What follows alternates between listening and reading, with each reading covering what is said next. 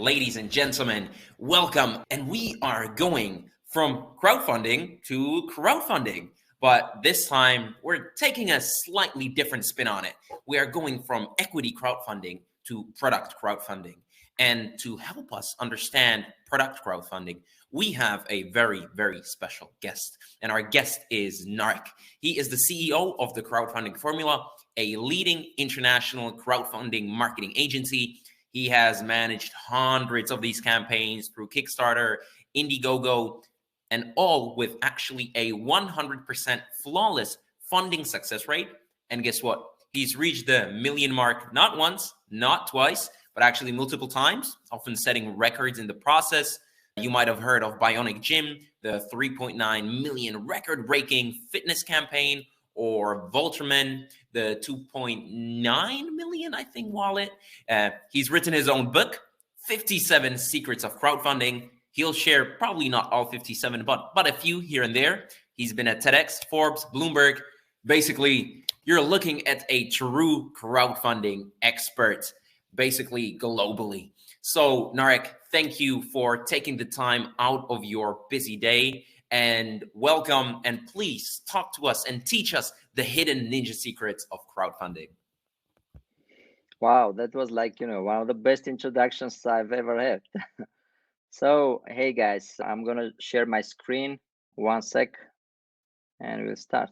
Okay, so the previous session was also about crowdfunding. It was about equity crowdfunding. Now we're gonna speak about reward-based crowdfunding. We call it reward-based because in here it's mostly kind of in terms of pre-order scheme, where pretty much the product owners are creating pre-order campaign for their products, and not only that, they're bringing market their products and raising funds and a lot of other benefits. So who we are, as Oliver mentioned, we're the crowdfunding formula. We have like a really big team, more than 100 people in the team, a lot of engineers, marketeers, experts, etc. We have also created one of the biggest ecosystems of the domain of the industry. So we have a lot of platforms, tech platforms, which help us validate the ideas, scale it, raise funds, automate a lot of processes. We have multi-million audiences, etc. So all this ecosystem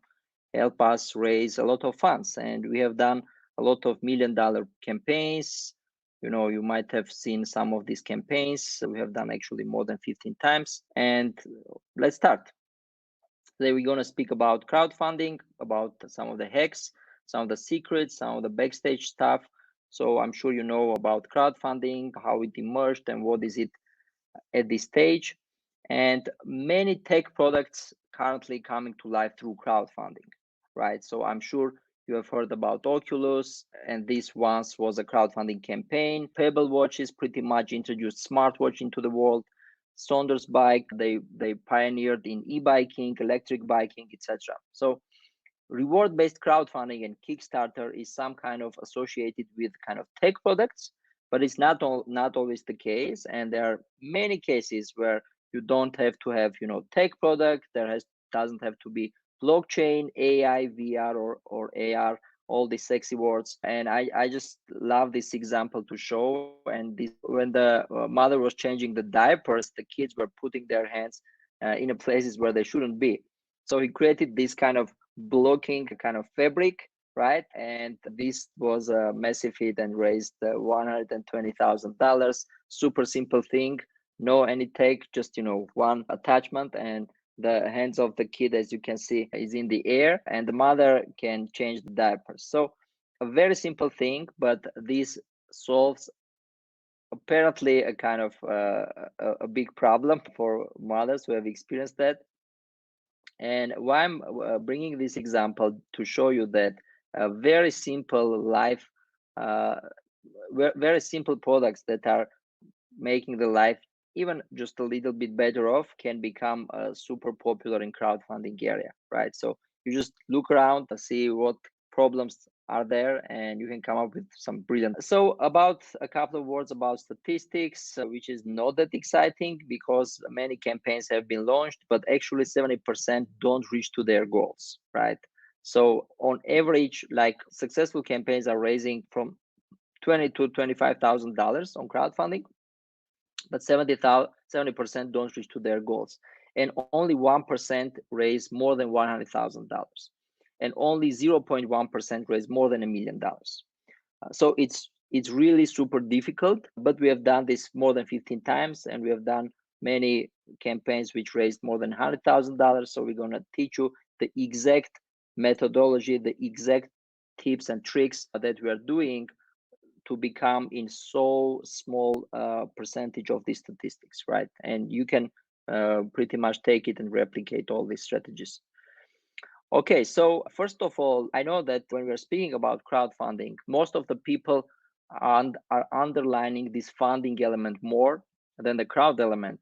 And the funding looks like sexier than the crowd, but actually it's not that the case, because funding is great and it's always good to raise $1 million and like finance all your production activities, etc. But it's not the best, or it's not the only benefit that you can get from crowdfunding, because typically in crowdfunding you're getting great tools for market research, so you're quickly understanding which products work, which doesn't, and whether there is actually a demand for your product. You're gaining a very valuable feedback from your backers. You're creating pre-order campaigns. You're getting a super popular PR. We're going to speak about some of the secrets on how to get like great PR in popular media. You're getting loyalty, word of mouth, new partnerships, customers, and most importantly, you're also getting confidence for raising additional rounds of investing, right? So a successful crowdfunding campaign is a kind of proof that there's a demand for your products, and then you can take that, and actually it's public, you don't have to take. So you can go to VCs and they can browse your campaign, and they can see that you did $1 million of sales in 2 months or in 3 months, and that one of the best credibilities to go and raise additional rounds. So I created this formula for you to make you just super easy to understand what kind of products will work in crowdfunding and what kind of products will not, because there is a specificity. Not all the products unfortunately work in crowdfunding. So you can take these 4 criteria for initial filtering. Like if it's a mass market product, then you can add 3 points to it. If it contains innovation, then 1 point. If it's unique, like you can find it on Amazon, another 1 point. And if it solves problems, like the one that I showed you, then another 1 point. So if it's 4 points or more, it means there's a chance that your product will succeed in crowdfunding campaigns. And if it's 6, then you might have a super hit. So it might be a really very popular campaign. Okay, so let's go to some practical examples, like where to start. Okay, you have like a product, you have great research, you did your research. First of all, go to Kickstarter or Indiegogo, browse similar campaigns, browse campaigns of your competitors.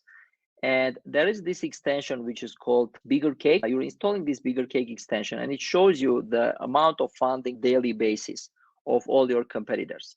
And you can check it out whether there is a kind of consistent funding of the campaign or there is not.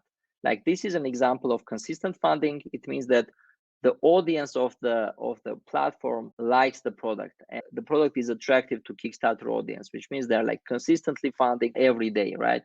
And if you see like spikes and downs for weeks, etc., it means the audience is not that attracted to the product, but the creators, they're doing some kind of boosts to get these spikes.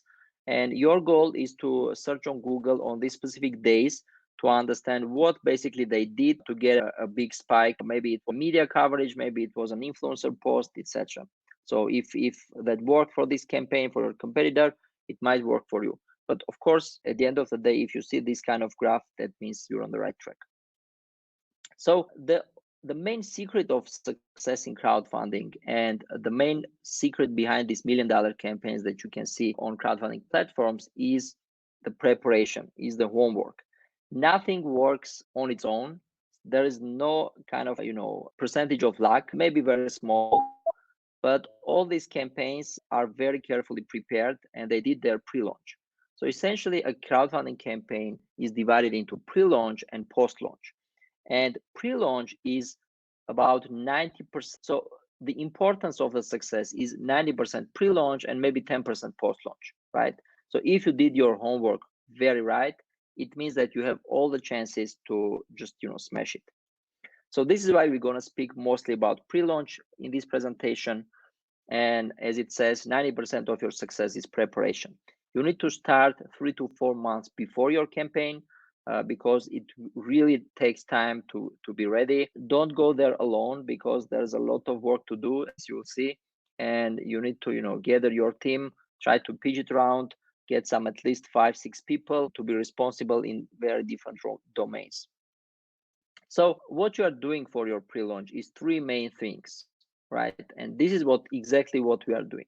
So collecting subscribers, mostly email subscribers, people who are, kind of into your product and are warm customers who are gonna come and back your campaign early on, collecting a PR database, and creating an awesome video or photo material. So this is the 3 things that you need to remember for the preparation.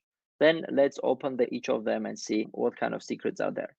So collecting email subscribers is pretty much one of the most important things, as the subscribers are helping you a lot of funds on the first day. Many campaigns they are not able to raise $20,000 to $30,000 for 2 to 3 months, but we're raising typically from $20,000 to $50,000 in a single day, in the first day.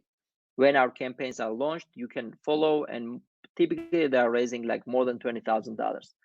And the secret is the subscribers, right? The secret is that before launching the campaign, we had email subscribers, we nurtured them, we warmed them up, and they already are ready, and they already were waiting for our campaign to be launched. And when we hit this start button, they are coming and kind of taking the page and backing the campaign because they're already familiar with the product and they really want it. So how to get subscribers, right? You need to create this very simple landing page. Like, it's not a website, it's a landing page where there are no any menu buttons. There is only one field to subscribe. So you just need to put in here the main benefits of your products, and you have these subscription fields where you can promise something like people who can subscribe, they can get early access to the early bird deals for like 30% discount or 50% discount or something like that, right? And this is a great incentive for people to get subscribed and be notified about where you're going to launch your campaign, because you would have like a reserved discount for the first 100 people, and they would like to be within these first 100 people to benefit from those early discounts, right?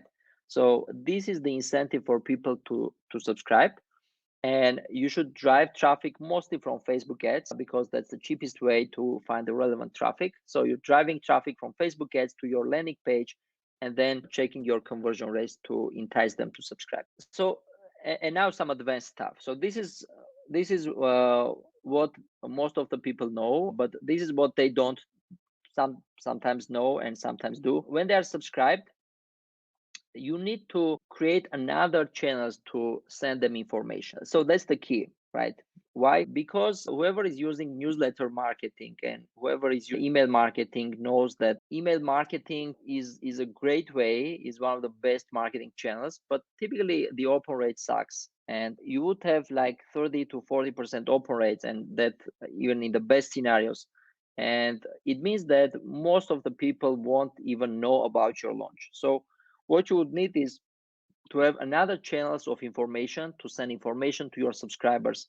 And this is where you can create a Facebook group and have this button like join our VIP group. You can name it a VIP group, and people can join your group, and you'll have your second kind of channel to send them information. When you're making a post in your group, they'll get notified. Another way to increase your subscriber list is to create referral contests.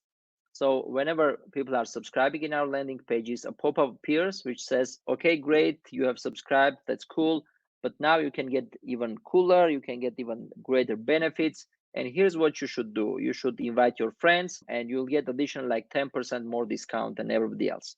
And people have similar friends, and they have friends who like similar products, similar interests, and they're bringing very relevant people.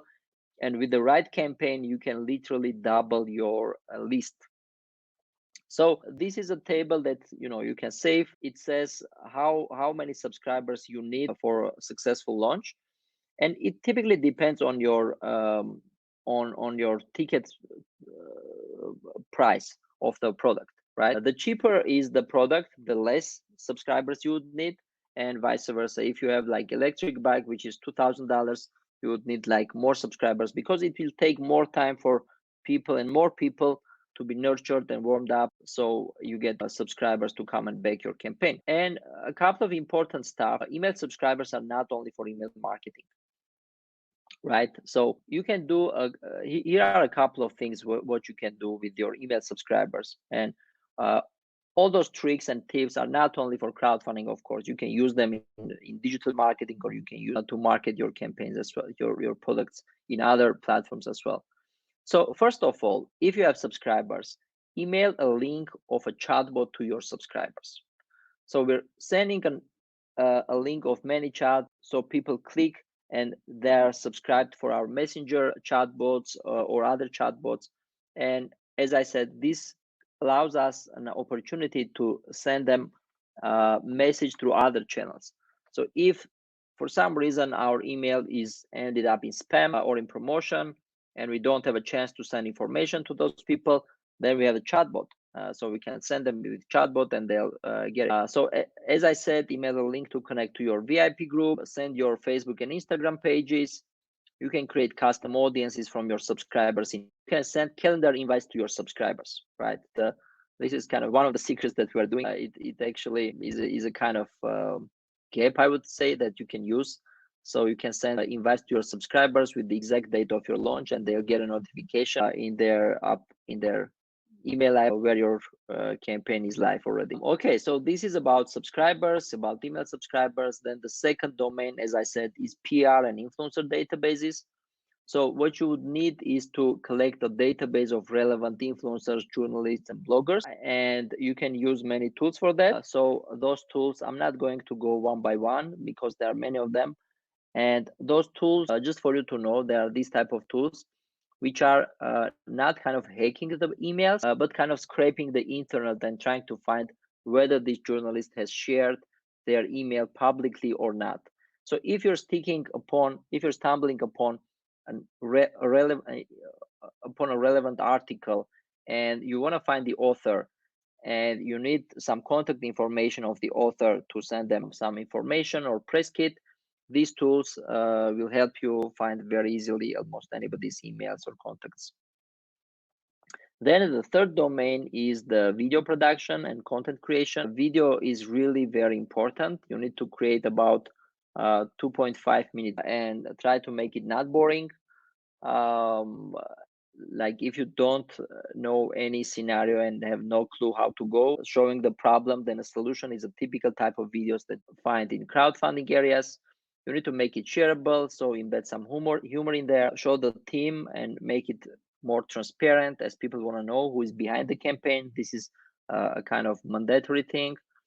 Explain why you are into this, right? Starting with why overall creates an easy structure and gives you a better idea on what you should talk about, etc.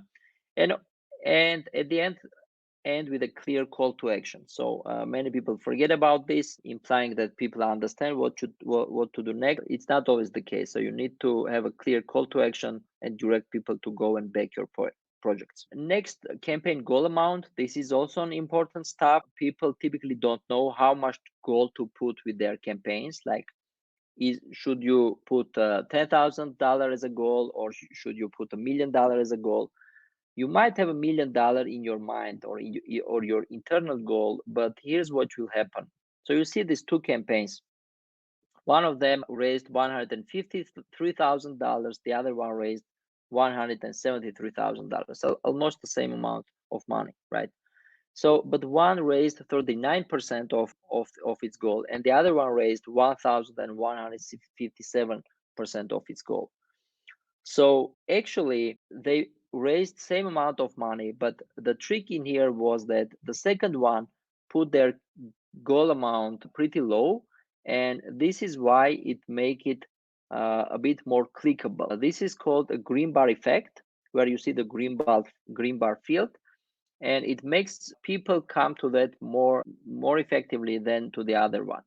So here comes the advice that you need to put the amount of gold as low as possible, but not lower so you are not able to produce anything, right? So you need to find the bare minimum that you need to cover your fixed cost and variable cost, and then put the goal at that level. So when you're ready, you should launch your campaign. When you're launching, you need to keep the momentum, and keeping the momentum looks like this, like raising enough amount every single day and trying to make all the channels work for you. And here are different channels that you might consider. So there are different crowdfunding campaigns, and there are like 5-6 these type of communities. You can nurture them. There is Product Hunt, which is very active on crowdfunding. There are some subreddits, social media, PR, advertising, influencer marketing. You can create a personal sales channel, and of course you can do upsells. So these are all the channels that we are utilizing typically on a typical campaign. A couple of tips for you to get a great PR coverage. So when you are doing things right, you might see that campaigns are covered in very, very high class media. Like this is a screenshot from one of our campaigns, which got about 100 publications in very credible media. And this is what we're doing. So first of all, when you're creating a database of journalists, it's really very hard to send one by one emails for everybody. So you need some kind of smart automations, right? So Mailshake and Phantom Buster are tools which will help you automate your sequences and make it easier for sending information to all these 3,000 list of your database. But still, even with us, when we are collecting like thousands of data of journalists, we still keep the first top 100 journalists, like the top ones, and send them like with hand, right? So we don't do any automation on the best ones. So these automations are mostly for the bulk, but still they don't see it that they are under an automation. So you can use Streak extension or similar extension. This will show you whether a person opened your email. This is also cool, in a daily life. So you'll see not only whether people opened your emails, but when they opened it, from which device, how many times, etc. So how is this useful? When you see that your emails are not opened, so you can just change the subject line and then resend it. So no need to change the whole email again. And then when you see that the email is opened, but you're not getting any replies, so what you need to change is the body text, but keeping the subject line typically the same because it got open, right? Good. Okay. So you need to have media samples. They're always working, because especially with the high class media, journalists are always trying to test the products and then write some coverages. So prepare at least about 30 to 40 samples to send out to journalists. Write most important information starting with PS. This is one of the most readable rows in the email. So like we're writing the most important information with the PS, and this is definitely got read. Use articles in retargeting ads. So when you get an article, you can use this article in ads. And then we are also embedding our own pixels in the links, and there are some tools which you can use it too. So I will not go through the social media posts in too much details, but you can do a lot of stuff. Like you can try to use your creativity, create challenges. Like for example, this was one of our campaigns. It was a dog toothbrush and we decided to create a kind of fun challenge on Instagram, and it kind of got viral. So we said that we kind of noticed that many dog parents are look like their dogs, and we created this My Dog Like Me challenge, and many people to post photos with their dogs in which they look similar, and you can't imagine, like it looks like a lot of people actually look like their dogs, and it was super fun and went viral. Like almost 50,000 people participated, and we got like huge traffic. on the campaign. So these kind of fun challenges and creative stuff always work. Influencer marketing is on a fire currently. A couple of tips on how you can utilize the most out of your influencer marketing. Send them links with pixels. You can create some special perks with influencer's name and create special discount for their followers. Send out samples to influencers and sometimes they'll feature it for free. Ask influencers to make live videos and feature you. This is a kind of fun thing and I think it still works. You can ask for advertiser access from Facebook to promote their posts. So if you're working with a Facebook influencer and they posted something, ask for advertiser access to promote their post. And then when you're getting this advertiser access, you can get access to their audiences. And actually, when this access is canceled, you can retain the whole audience. So this will be kind of bonus for you. These are the tools that you can use for understanding which influencers is good, which are not. So it's a kind of influencer analytics platform, thisipsy.com or search my bio. And then this link, you can remember it, facebook.com/pages/category. It's not in Facebook's menu. And this is a database of all Facebook pages. So you can go there and see which one is relevant to yours. And influencer marketing works, and sometimes it works for free, which is the best part. This was one of our products which got 12 million views and 120,000 shares, which was amazing. And this was totally for free. And imagine how much traffic we got on our campaign page. Facebook liquidity is for advertisers. So this means that you need to create a different type of creatives and assets and let Facebook decide which ones to show.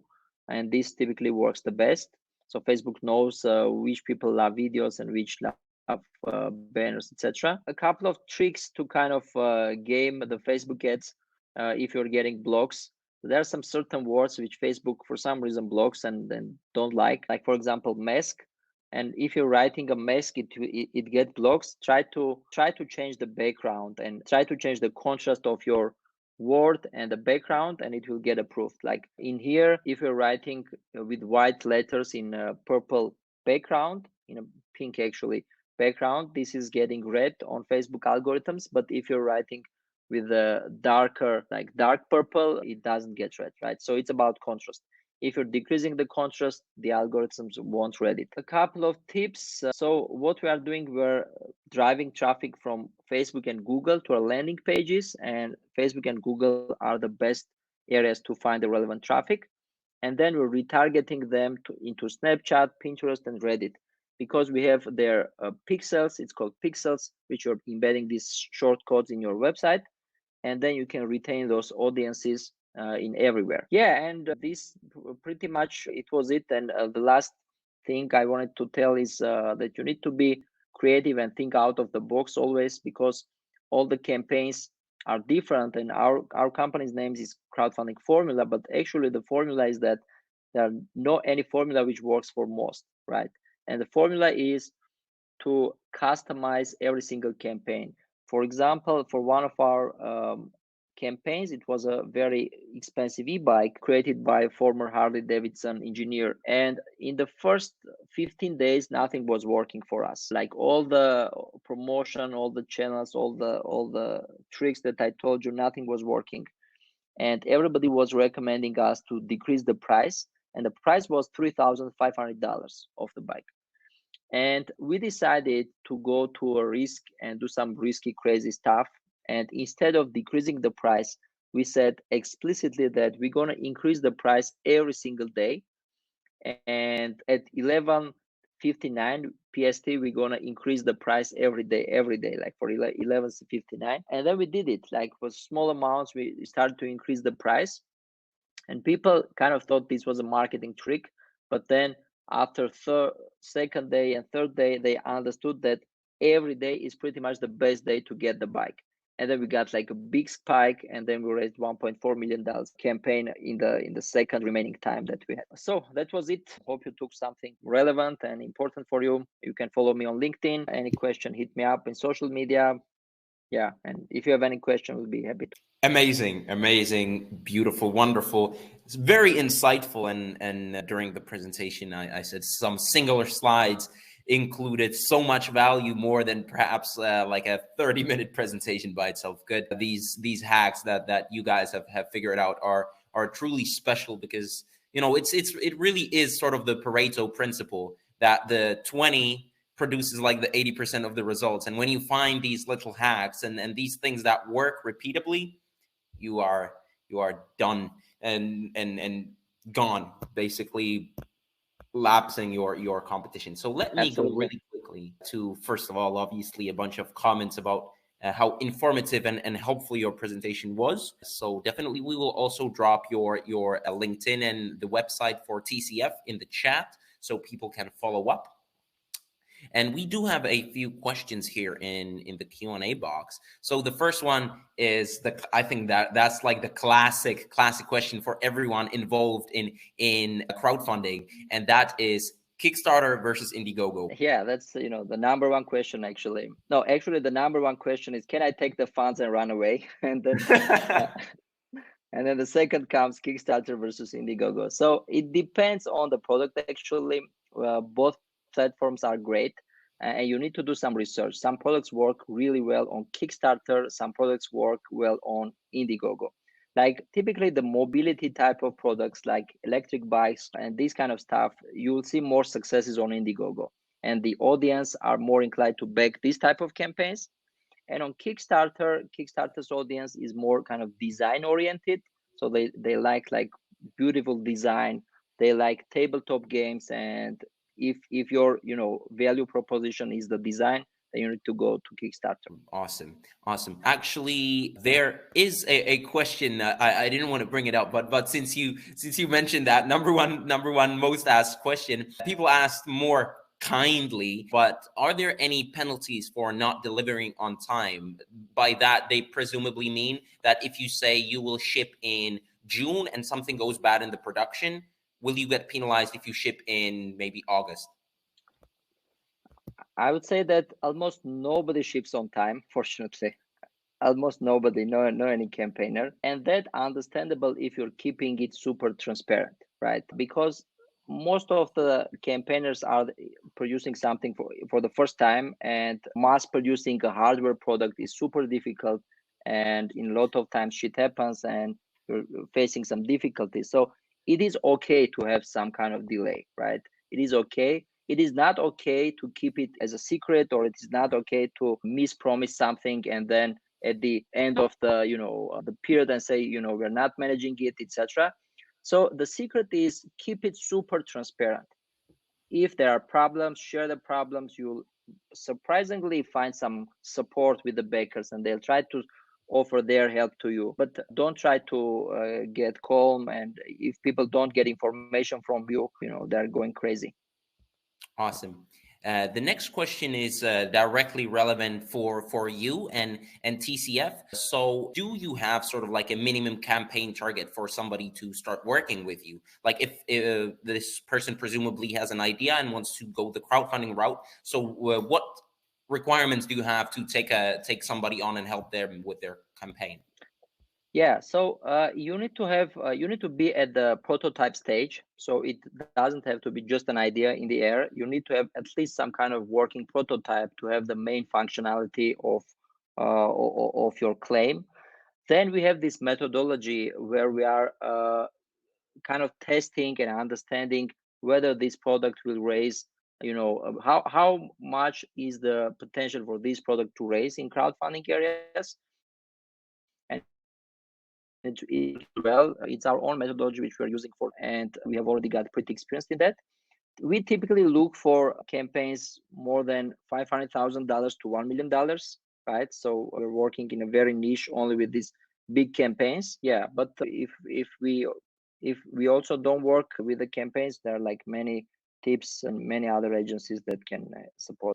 Awesome. Based on your experience, also, what is the cost for a video? Because, videos can sometimes get like very pricey, and you see some of these crowdfunding campaigns, these really large, like 3-minute, basically Hollywood level videos. What sort of cost should one prepare? How much money should one prepare when preparing for a video? So it definitely depends on your target goal, right? The amount of your target you want to raise with crowdfunding. If it's $100,000, then you shouldn't spend more than, I would say, $5,000 on a video, right?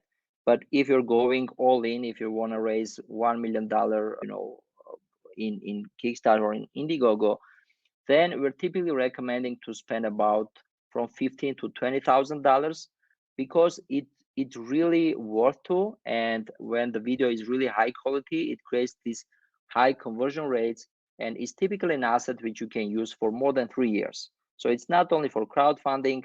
You can do some cutouts. You can use it in advertising. You can use it everywhere. And this is a really big asset which you're investing and then you're continuously using for many years. But it depends on the amount you want to raise, so it's proportional. Awesome. And just a very last question that deals with like the general barriers to entry when it comes to crowdfunding. So somebody asks if there are any costs to basically make a campaign, because they know that, if you don't reach the target, you just don't get the money. But do you maybe have to pay like $1,000 to post it, or how does that work? Yeah, no, typically it's free to start. The platform will charge 5% in the end of the campaign if it's successful. So consider that cost, then add another 3% for payment processing. So about from 8 to 10%, I would say, would be the cost of the platforms, right? And then you should consider about 10% of the amount as your advertising budget. So if you're raising like $100,000, you typically have to spend $10,000 for Facebook ads, I would say, or other ads, right? So that's a rule of thumb statistics. And then depending on which agency you're working with, some percentage will go to the agency. So about like from 30 to 40%, I would say, will be overall your expenses based on the amount of how much you would raise. So you need to do your economics and see whether you're fitting to produce products within this range. It's not very financially beneficial for the first campaign, to be honest, like giving out 30 to 40%. Nobody wants that. But at the end of the day, even if you are break even, even if you are, you don't earn any money for the campaign, you just had one of your best promotions for free, right? So you're getting a great promotion. And even if you're not earning money, which you will if you do it correctly, but it's not that bad because you're getting super great.